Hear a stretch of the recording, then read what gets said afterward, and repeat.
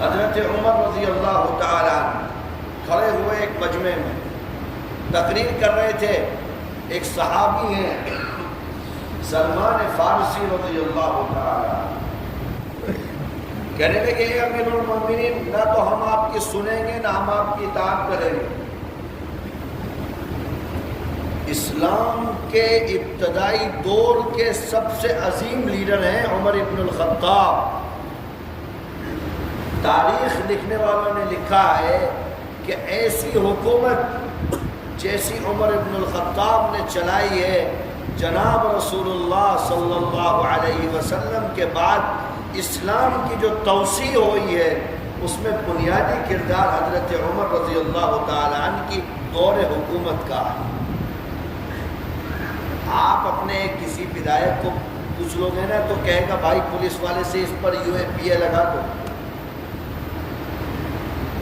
وہ امیر المومنین سے پوچھ رہے، کہہ رہے کہ ہم آپ کی اطاعت نہیں کریں گے نہ ہم آپ کی باتیں سنیں گے. کہہ رہے کہ بھائی میں نے کون سا جرم کر دیا؟ یہ ہے freedom of expression, freedom of speech, آپ اپنی بات رکھ سکتے ہیں. حضرت عمر نے پوچھا بھائی کیوں نہیں کرو گے؟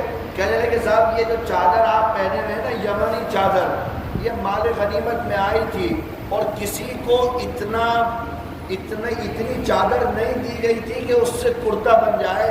یہ آپ نے کہاں سے کرتا بنا لیا اپنی چادر کا؟ آپ کے پاس کہاں سے اتنی چادر آ گئی؟ حضرت عمر خاموش ہوئے اور اپنے بیٹے سے کہا عبداللہ ابن عمر تم بتاؤ انہیں.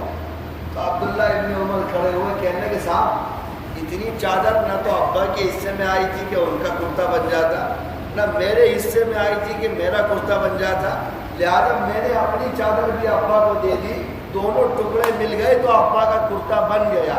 سلمان فارسی نے کہا اے امیر المومنین اب ہم آپ کی اطاعت بھی کریں گے اور آپ کی بات کو بھی سنیں گے. یہ ہے اسلام کا نظام عدل.